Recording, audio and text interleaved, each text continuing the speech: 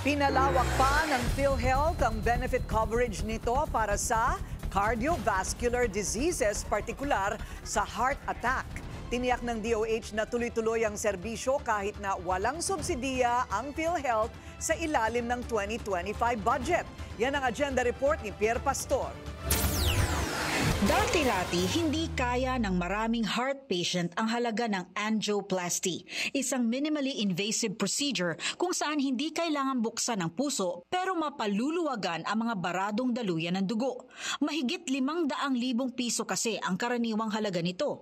Pero ngayon, tinaasan na ng PhilHealth ang coverage para sa ischemic heart disease, acute myocardial infarction o heart attack para sa inpatient admissions. Epektibo na ito noong nagdaang holiday season.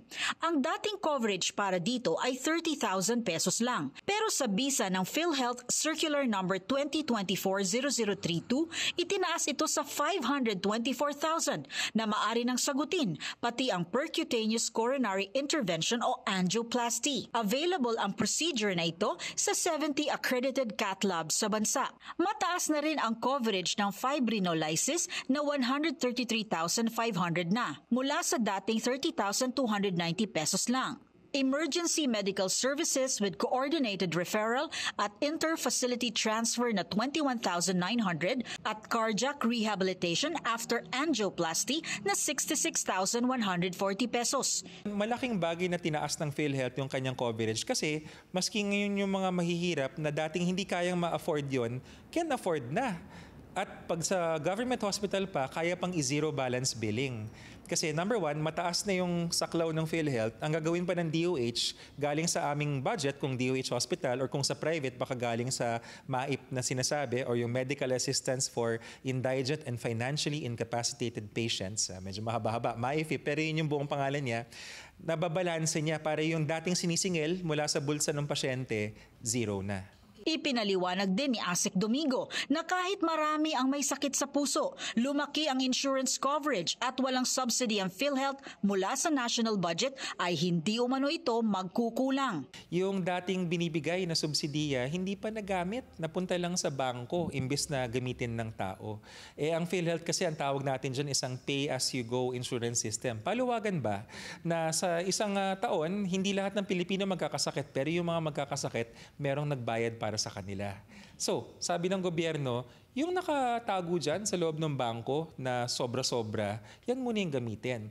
Nag-approve ang PhilHealth Board of Directors ng 284 billion corporate operating budget para sa 2025 na may kalakip dun sa loob ng 284, 271 billion yung budget para sa benefits. So meron pong budget. Walang subsidy, yes, pero merong budget.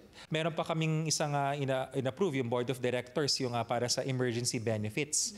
Dati-rati kasi kapag na-emergency ka, hindi ka naman na-admit, hindi ka napasok sa loob ng ward, walang PhilHealth coverage. Magbabayad yung pasyente or yung DOH. Aba ngayon, sabi ng PhilHealth Board, hindi, dapat yung binabayaran din natin.